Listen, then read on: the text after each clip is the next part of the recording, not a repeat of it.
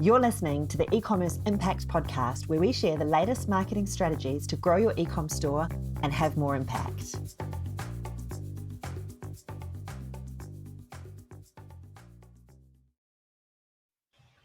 Hi, Melina, and welcome back to the podcast. It's great to have you on again for another episode. We loved your last episode so much that we couldn't wait to get you back on to talk about another one of your amazing books. So welcome back. Oh, yeah. Thanks so much for having me. Cool. So today we're going to be talking about your book, What Your Customer Wants and Can't Tell You. So do you want to give us a brief overview of that and what it was that kind of drove you to dive into the neuroscience of consumer behavior? For sure. So this is my first book, and it is one that really is capitalizing on or just like showcasing the value in understanding our brains and how people really want to be communicated to. So taking a bit of a step into some stuff we didn't really talk about so much on the previous episode of the show. So kind of how I found behavioral economics and behavioral science and why it mattered, to me, and why I knew it was so valuable. So my undergrad is actually in marketing, business administration and marketing. And I remember there was just this there was this one section of one book in one class, just this tiny little thing on buying psychology, like why people do the things they do and buy the things they buy. And I thought it was just the most amazing thing that I had ever seen. And I was just delighted by it. And I had never really thought about going back to school, beyond just an undergrad. But at that moment, said, I'm going to go back. I'm going to get a master's in this. This is the coolest thing ever. And I spent the better part of 10 years calling and reaching out to universities across the states and asking them about programs. And they just said, it's not a thing. It doesn't exist. There's nothing here yet.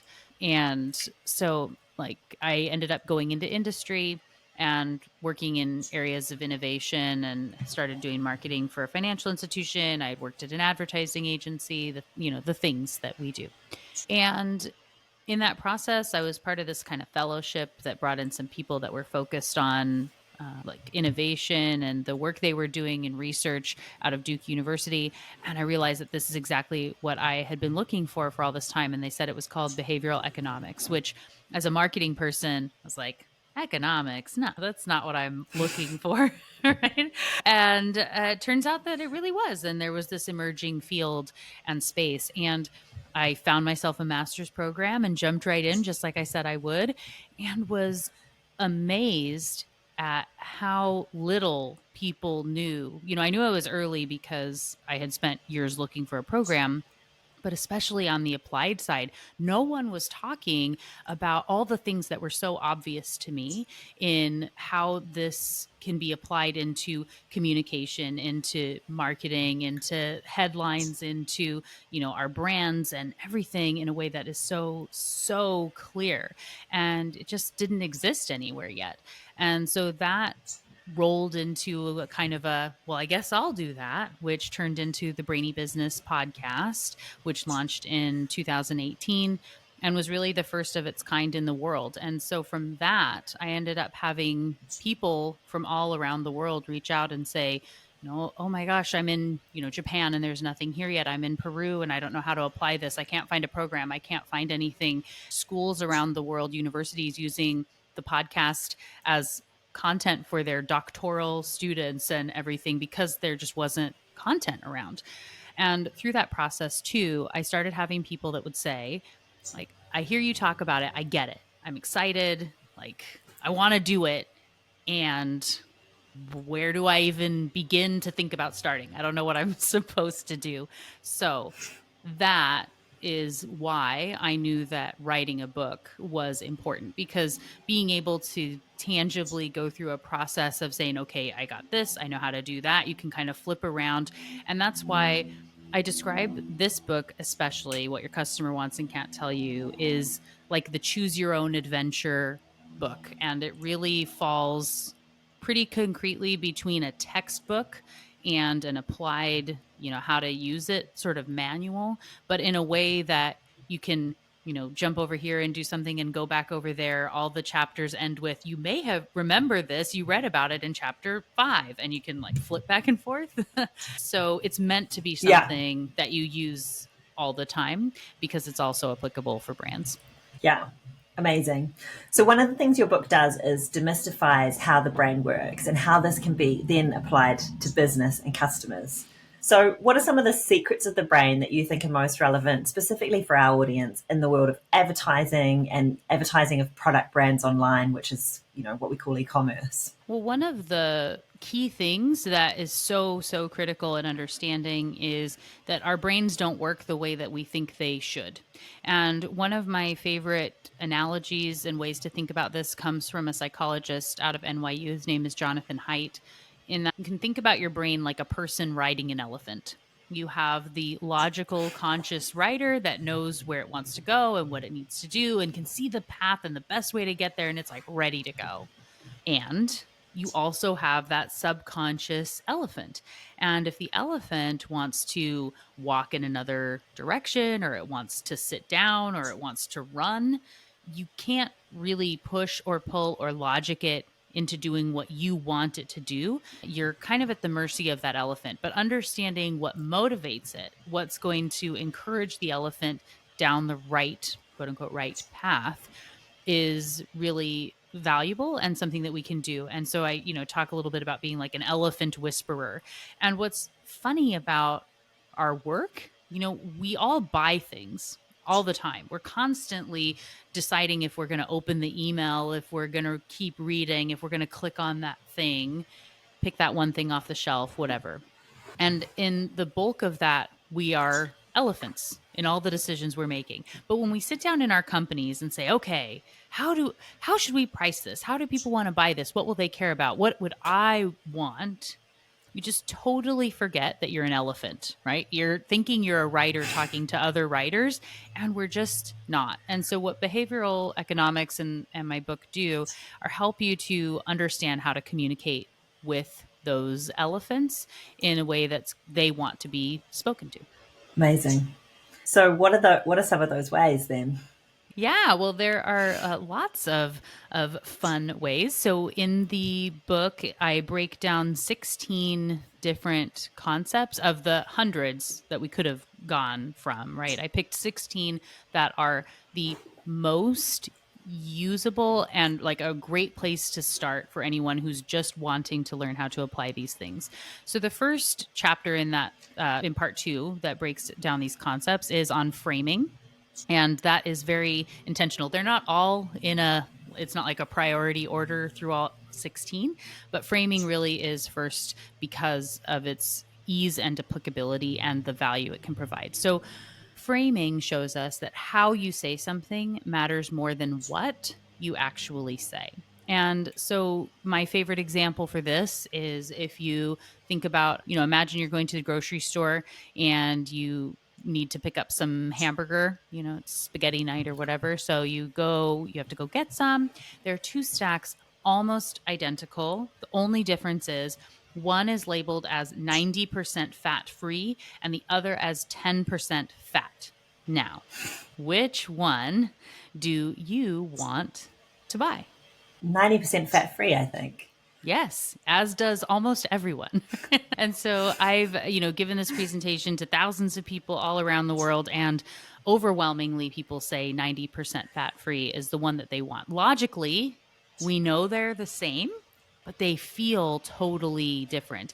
And even if you say, well, that doesn't impact me, I don't even care, but just because I'll go ahead and get this 90% one. That's so silly, but I'll go ahead and keep this other one, right? So the framing of how we hear that has a real big impact on the decisions that we make and whether it feels easy to buy from you or not. So as a brand, this is really amazing and empowering to know that if people aren't buying what you're selling, it doesn't mean that the product is bad. It doesn't mean that the price is wrong. You may just be talking about it as 10% fat, and you can look for the opportunity to flip that frame and use 90% fat-free language instead. Even though it's the same, it can feel totally different in a way that is going to see some lift and have a lot more impact. Mm-hmm. Yeah, I can think of this crazy example of this. It's like a fake maple syrup brand here. And they say something like 30% less sugar than sugar. Like literally it says that on the bottle. So it's because of the liquid content in the bottle that makes it less sugary. Like I couldn't believe that, but it must work. People are like, oh, yeah, okay, it's got less sugar than sugar. Yeah, and I'm going to use so much. There's Yeah. a funny an example I like to is one that's talking about how someone who was trying to tell people they shouldn't eat or drink soda because of how much sugar is in it. And this ended up going viral on the internet, as things do, several years ago. But it was showing that there's the same amount of sugar. You could eat 6 donuts to equal the amount of sugar that you get in, a bottle or whatever of Coke. And so it was saying, you wouldn't eat 6 donuts, would you? To which the internet very loudly said, I would absolutely eat 6 donuts. And that seems amazing. Like, I've learned that I can eat, drink half a Coke and eat 3 donuts. And like, it's better, right? I can now switch my, everything. And then it's all the memes of things about how everybody's realizing like I should be eating more donuts is what everybody turned this into, which was super not what the point the person was trying to make. And so that's where it's also important to know that you are too close to the message that you're trying to communicate more often than not. And so considering all the different ways that this could be interpreted before it gets out there is really important to avoid awkward missteps, for one thing, but also just to ensure that it's going to be the most compelling, sort of language that you put out there. Cool. So that was number one, framing. Yes. So, I don't think we'll go through all 16 because, we don't necessarily have time No, pick for out the that ones, I piece. guess, for us that like most may be relevant to like online product brands that are make up most of our audience. Yeah. Well, the last time that I was on the show, we talked a little bit about priming and that how something that happens just before a decision, what I often talk about as the scent of the cookie is going to draw people in, has a big impact on decisions that we make. And so, in the case of priming, looking for the visual, the emotional cues you're looking to trigger, the word choice is really important. And so even, something where we don't want to say, hey, this is really expensive, but you want people to know it's expensive and not have people, kicking the tires continually, right? A Yeah. word like investment, right? Say this is an investment in Mm-hmm. yourself, whatever, can make it to where we can tell that it's expensive without you saying it and it feels better, right? So that's something you can do. It's also just really important to know that images are so complex. We may think, a rose is a rose, flowers are flowers, it doesn't really matter. But, you think about red roses in December. They are not the same as red roses are in February. And it's not the same on February 13th as it is on February 15th, especially if someone didn't get flowers for Valentine's Day. And red roses aren't the Mm-hmm. same as yellow roses or daisies or whatever, right? So the images you choose are going to be triggering emotions and they're connecting in a different way within the brain. And you want to make sure that it's lining up with whatever it is that you're wanting that person to make a decision about. So, that you think shouldn't matter is really, really important. And some study where they had people they brought in to work on a project together. So they were saying, you're supposed to be working with a team of people that you've never met before. And one group got along really well and was really collaborative and the other was really not. And the only difference was in one group there was a backpack that was visible and the other had a briefcase. And nobody noticed it like on a conscious level, but it impacted their behavior. The backpack people were more cooperative than the briefcase people. And it's because of these associations we have with these items. And similarly, people that were shown a flash of the Apple logo were more creative on a task that they did than those who were shown the IBM logo. And people were more honest when they saw a Disney logo than when they saw the logo for E.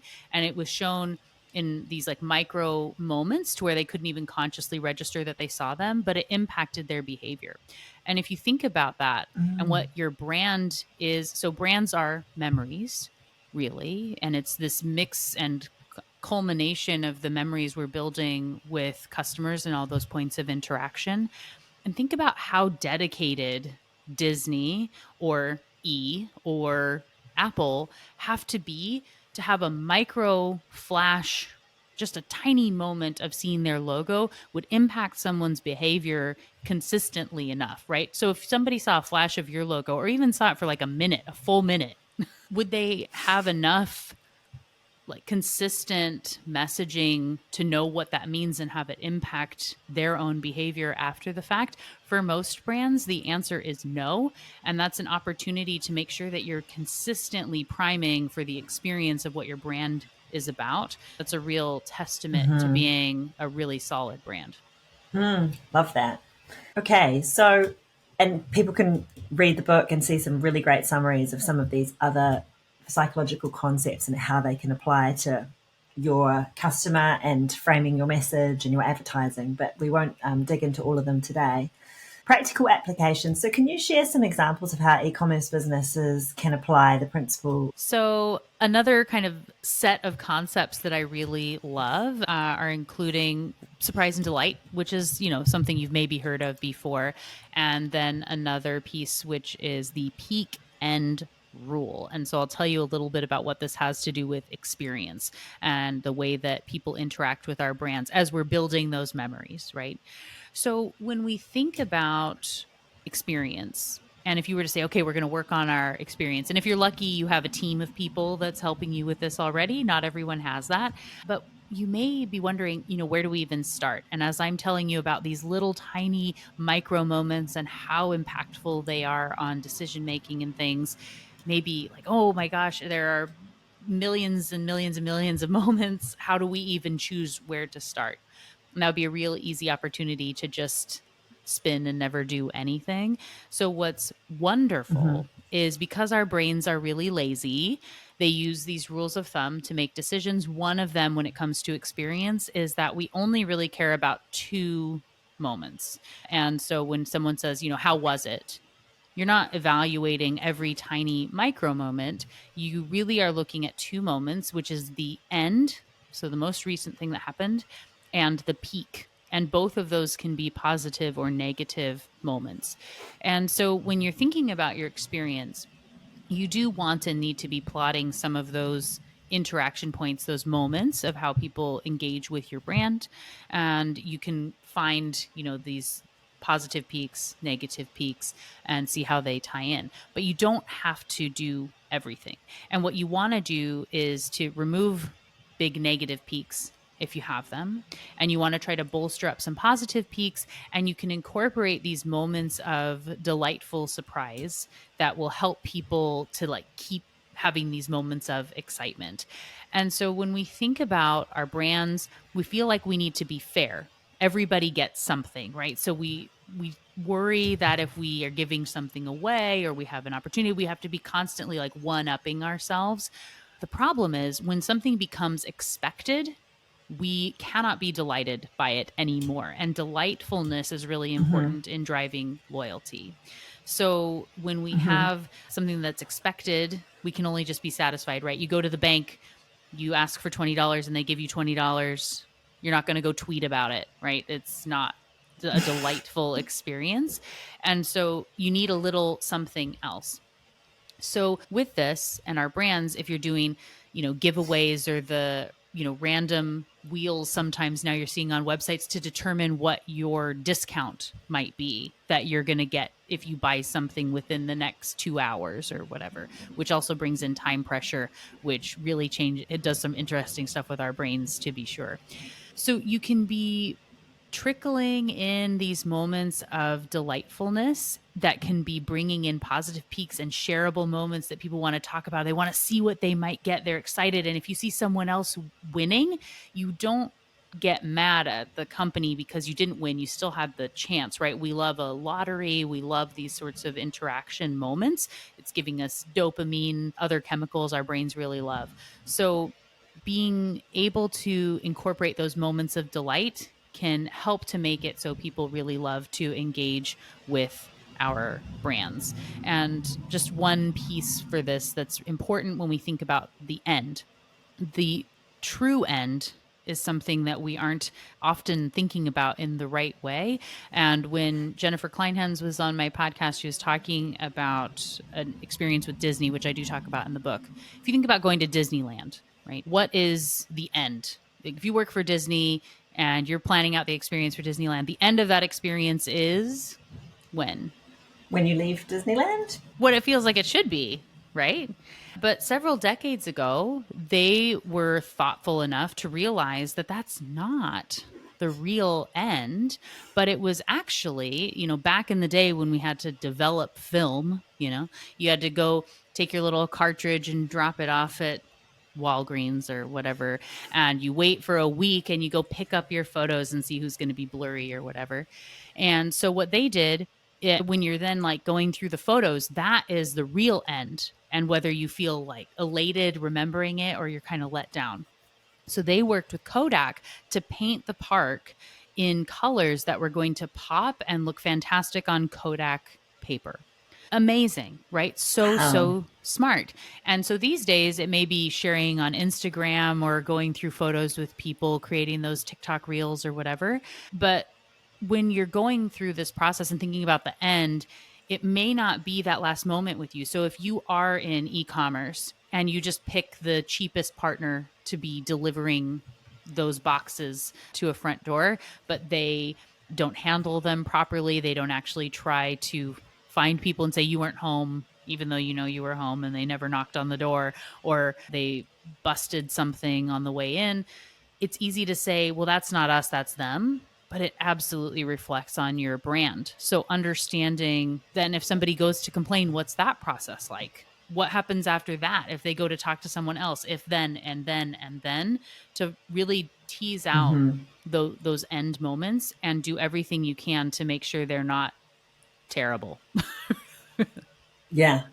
Yeah. And it's so interesting that this is like, if you've been in e-commerce for a while, these things are important, but you don't necessarily know that it's actually based in psychology, and that's the reason why this is important. So having a framework to apply to these decisions about whether to spend that extra money on the packaging or the shipping partner, you apply it back to this, and it makes it much easier to make those decisions. I love that. Cool. You talk a little bit in your book about choice architecture. What is that, and how does that apply, and how could e-commerce businesses kind of think about that? Love choice architecture, such a important aspect of what makes behavioral science and behavioral economics different than advice you get in other places. So the way you present information impacts the choice someone is going to make. I've already given some examples of that here in this conversation and the last time I was on the show. So we get that. And it's easy to say, you know, but I don't want that responsibility, and say like, well, I'm just going to make it random or something along those lines, Yeah. right?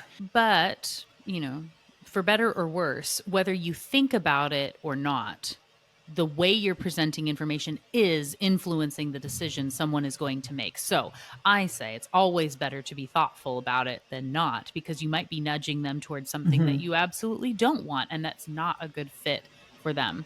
So in this case, Yeah. whether you present things by price, by in alphabetical order, the way that you're doing groupings of information is all going to impact the decision that someone is going to make. So you can structure those choices to make it easier for them to make a decision. So to make a comparison here, think about going to a restaurant and having the menu, right? We're pretty used to now seeing menus are split into things like appetizers and then salads and then drinks and then we have entrees and we have pizza or whatever, right? You can look and see you have red wine, white wine, and beer or whatever, right? They're grouped together in a way that helps you to make a choice. If everything on the menu was alphabetical, imagine what a ridiculous and terrible experience that would be. It would be impossible to make a choice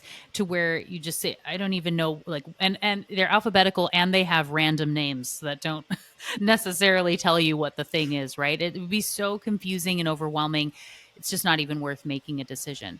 So when you think about someone coming to your website, your ideal customer, so you think about, using our Pareto principle, that 80-20 rule, so if 80% of people are going to do the 20% most, business with you. And so if you cater to what they're most likely to want and to need and message for them, what do they care about? first, what matters most in the way that they're going to order, how they're going to use the product, how they're thinking about it. So if you're selling clothes, for me, size probably matters, right? If you don't have the shoes or the pants in the size that I need them to be, I don't need to see them, right? Because it's just going to make me upset, right? I had a client who sold the custom made, handmade shelving units that were also jewelry organizers, really, really cool systems that you could buy. And they had the style and they had some set sizes, some set, you could pick if you wanted the hardware to be gold or silver. You can pick which color you want the wood to be, but pretty much anything you could do all the colors of wood. You could pick gold or silver knobs. And the most important thing was the style you like. And then you pick the size, and because they have, standard across, and then you can pick color and hardware, you're good to go. If they would have only had something, this only comes in this giant size, and they didn't ask you about that first, it'd be a really terrible experience where you have a bunch of people upset because they found something, they fell in love with it, and I can't get it to fit on the wall that I need it to be on, or whatever that is, right? So understanding the criteria that someone's going to be sorting by, and then how you present the information and help them to where it's not so many choices, but we can group them. It can help make that decision. We also have a paradox of choice. When there's too much, we often opt to do nothing, to wait and deal with that tomorrow. And so being thoughtful about those choices makes it a lot easier for people to buy. Amazing. Loads of practical applications here that I can see right away. I'm excited to go and dig into this more and see what we can devise as like tests for our landing pages and even positioning of the products on the website. It's super exciting.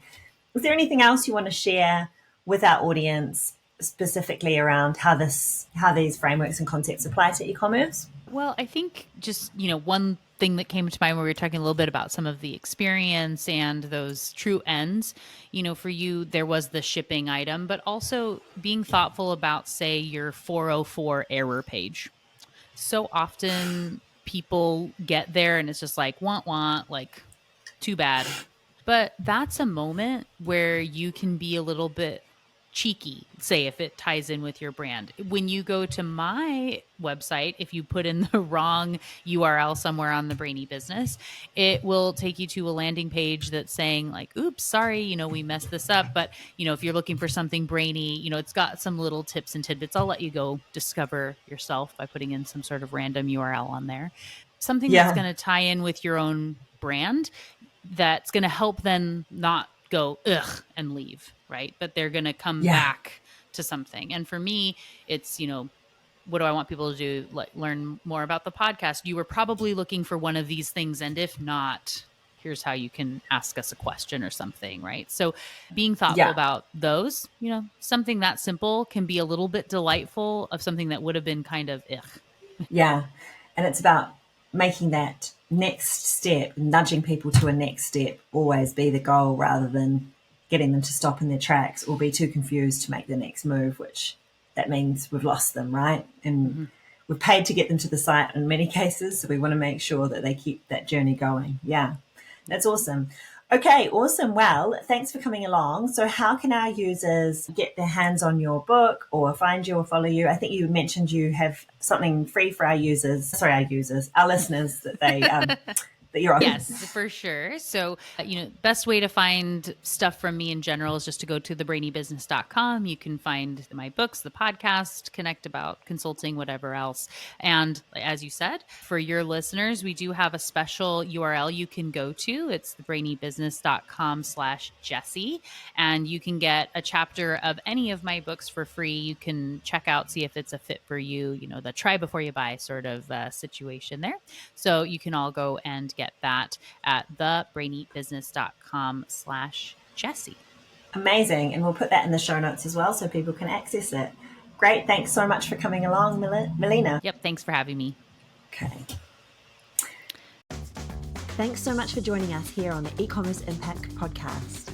If I can ask you one favor, can you please make sure you subscribe? And if you can, leave us a review. It helps us have a much bigger impact with what we're trying to do here at the eCommerce Impact Podcast.